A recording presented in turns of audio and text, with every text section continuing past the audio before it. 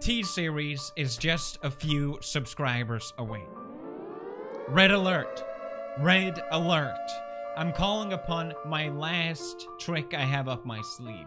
I didn't think it would come to this, but I guess I have no choice. The one thing that can stop T-Series. Book review. You noticed how as soon as I stopped doing book reviews, sorry about that by the way, T-Series just swayed out of nowhere and took over? But no, I realize now, in the 11th hour, what I must do.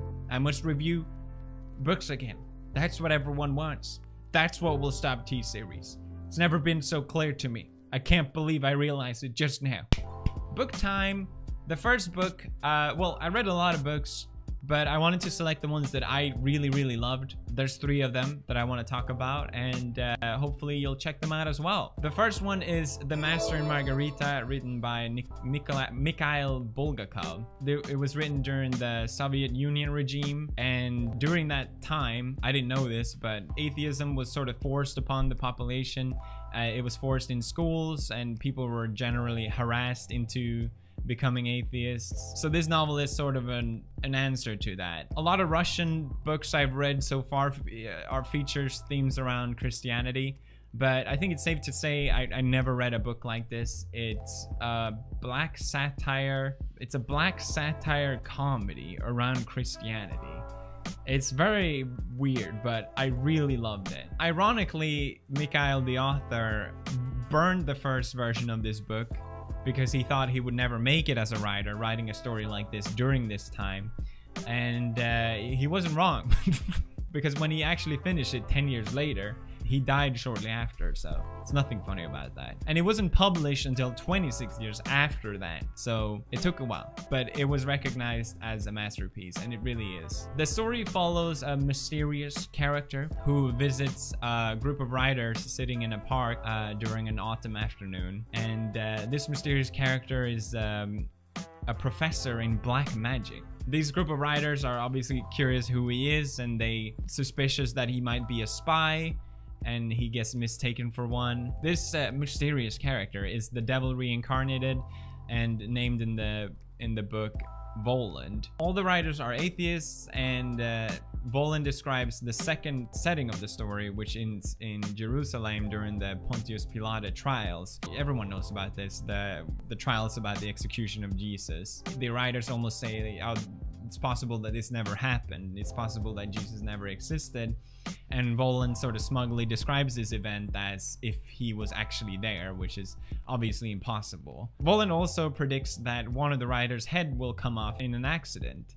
And this, of course, gets brushed off, but later becomes true and get witnessed by one of the other writers, Ivan. Ivan goes absolutely crazy trying to pursue Voland, trying to capture him in absolute madness, absurdity, and comedy. I love reading this part. It gets even better from there. The Devil's Midnight Ball was one of my favorite parts of anything I read in a while. It's just fantastic. So I will just end it there. But Mikhail, the author of The Master and Margarita, he used to be a playwright, so it makes the writing very visual. I can really see all the characters and the mannerism and the humor in front of me. It really feels like you're there when you read it, and which really works well for the comedy as well. I laughed out a lot of times reading this book, and all this is really put together in a masterful story. It's a story that blends history with the author's own stories that he lived through and his own strides. It's a perfect balance, I think, of good and evil, and I really loved it. It was actually recommended by one of you guys, so I read one of the comments saying in another book review saying, oh, I think you're really gonna love this book, and you were right, so thank you very much. The Master and Margarita, 5 out of 5. Thank you for suggesting an actual good book. The next book I want to talk about is Japanese Death Poems and Haiku. What is it called? It's a really long title. Japanese Death Poems written by Zen monks and haiku poets on the verge of death. That made it sound very depressing to read, but for me, I thought it was very uplifting. I'm very fascinated by the Eastern view, or the Eastern Asian view of death. As a Swedish person, it's almost a taboo subject. It's something that I grew up, you don't really talk about. And I think that's probably for a lot of people who at least watches this video, which I think makes it just even lonelier and scarier to think about. I don't think it's a healthy approach. And the Japanese view is more of death is something that's part of life. One of my favorite quotes from a book, another great book I read actually, I recommend, Norwegian Wood by Murakami. Death is not the opposite of life, but an innate part of it. By living our lives, we nurture death. Anyhow, this view of death is deeply rooted in Japan and Japanese culture through death poems, or jisei as they're called. That sounds funny. And its origin comes from Zen Buddhism. And the first documented jisei is from Prince Otsu in 1686. But jiseis still occur today. I found out about death poems from one of my favorite writers, Yukio Mishima, and I was just so fascinated by the fact that that's an actual thing. A small night storm blows, saying falling is the essence of a flower, preceding those who hesitate. To put it simply, it's a poem written at the time of death. But sometimes they're written even before, sort of as you'd write a will, for example. Haiku is a form of poetry you're probably already familiar with. It follows the 5-7-5 syllable count. Basho, world-famous Japanese poet who defined this style of writing where you count the syllables of the poem. His death poems reads as, falling ill on a journey, my dreams go wandering over withered fields. Haikus often focus on the transient of things, thus often reflects on nature, bringing in the sadness of leaves falling from the cherry blossom because they don't last very long, for example. Here's one written by Bainen. Now spring has come into my world. Farewell. So the book starts off with Zen Buddhism, which is actually my favorite part of the book. I didn't think I would enjoy it. I kind of wanted to just jump to the haikus, but it just features incredible stories of Zen Buddhists or masters that died sitting upright, and right after they finished their last brush strokes of their poem. I don't know if that's true or not, but it just sounds badass, and I like the idea that there's actual records of this badass monk movie cliche that you see. Actually has some merit to it. The book features around 300 haikus. Some are funny, some are sad, some are strange. I'll read some more examples. I wish to die in spring beneath the cherry blossoms while the springtime moon is full. Written by Saigon. Here's another one I liked. Death poems are mere delusion. Death is death. This one is written by Baiseki. The journey west, a way that all would travel. Flower field. West is said to be where the paradise is in I don't know when they believed in that. Dying with regret is seen as a bad thing to carry when you're passing over to the paradise.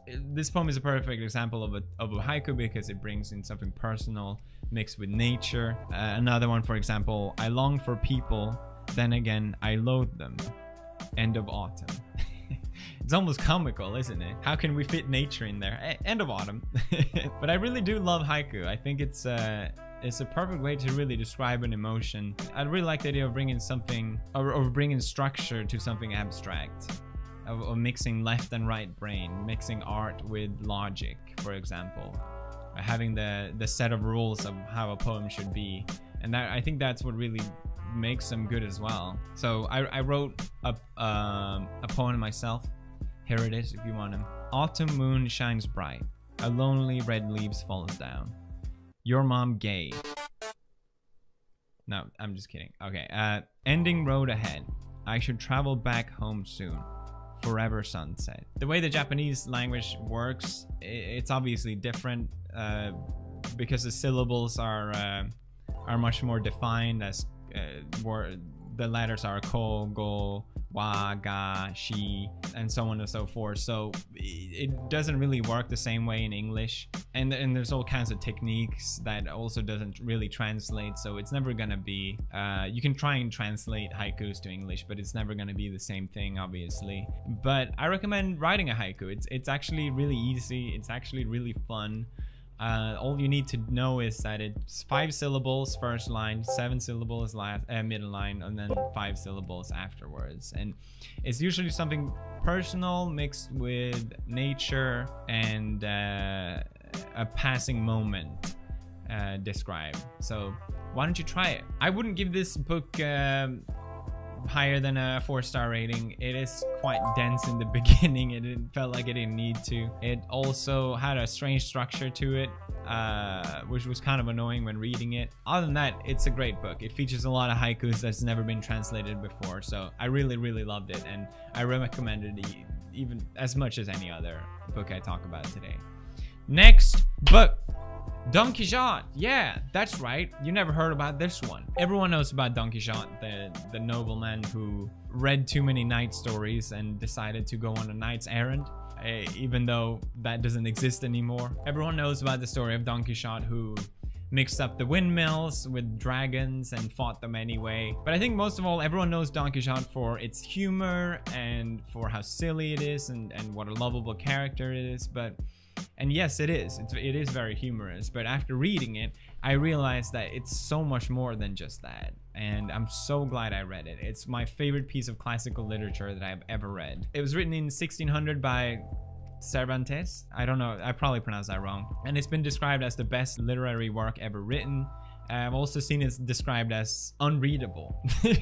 There's a lot of different versions of Don Quixote to make it more normie, I guess. I don't know. I remember I read Don Quixote before, but a stripped down version of it, but nothing really could. Read the original. The book is written in a way where Don Quixote seems like he's an actual person that exists in the world. A terrible example would be kind of like found horror movie clips to make it seem real. This is Lost Archives to make it seem like, oh yeah, this is a real story that actually took place and Don Quixote is a real person. In the second half of the second part of the book, Cervantes is even himself mentioned in the story, because of course the first book has already come out and Don Quixote is now famous, and Don Quixote reacts to other people reacting to Don Quixote, which is hilarious as well. So it's a really funny and bizarre thing. But anyway, the story also of course follows not just Don Quixote, but his famous and loyal squire Sancho Panza, who joins Don Quixote in the promise of becoming a governor one day. Sancho adds great relief to Don Quixote because he sort of questions his ideas and his sanity and all these random insane interactions that Don Quixote goes through when in his pursuit of knight's errant virtue and all that, because Don Quixote believes everything he's read in books.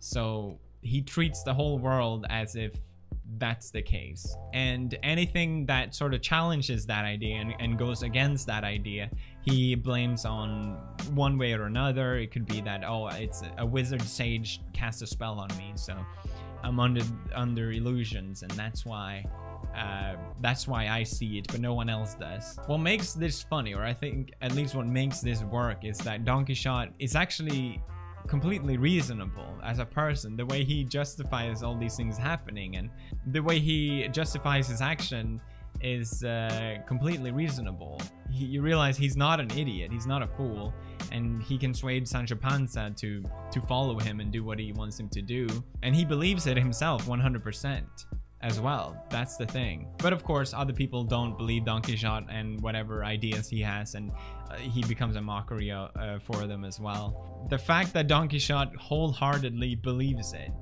it makes it really sad. It's a really sad story in a lot of ways. I think a lot of people can probably relate to, at least when you're younger, wanting to do something noble, wanting to do something greater, but as you grow older, you sort of give up on that idea. I mean, everyone does, obviously, but not Don Quixote. And this story tells of that tale, and you can really only love him for him.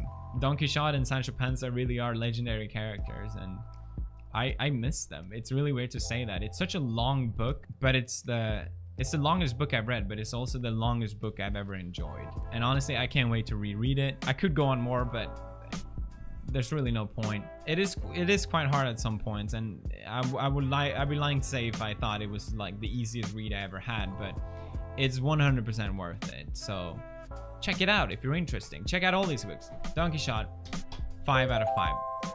Beautiful. I'm so glad I read it. Now, for next book review, I wanted to mention a book that you guys can read, and we can discuss it in next book. Next month, if I do a book review, when I do a book review, will be The Woman in the Dunes by Kobo Abe. I don't know if that's how it's pronounced. Kobo Abe has been described as the Kafka of Japan. It's a pretty short story, so holy shit. I forgot to mention the book has some very strong sexual parts in it. I guess this is a trigger warning. I probably should have realized before I recommended this, but anyone can pick this up and read it in, I don't know, a week or two. And it's a concept that I think is interesting to discuss. So if you're looking for something to read, check that out, and I'll talk about it in the next month. As always, if you have recommendations for me, I always find that interesting. I've also created a subreddit where you guys can discuss as well and interact, and I will take parts from that and reviews and ideas in the next book review. So hopefully we can have more of a dialogue going, because I felt like that was what was missing. I felt a bit discouraged doing book reviews because it felt like no one has actually cared or interacted with it or read the books. But I'm told now that a lot of people actually did, which I think is really cool. I also will fault myself, because I think in this pursuit with T-Series, I've been too focused on the numbers and just pushing that narrative, which has been fun. But I also kind of miss just doing whatever I feel like, or whatever I actually have a more personal interest in. So anyway, that's it for book review. I hope you guys enjoyed. I know these are very long and very different, but I hope it's fun anyway. See you guys tomorrow. Goodbye.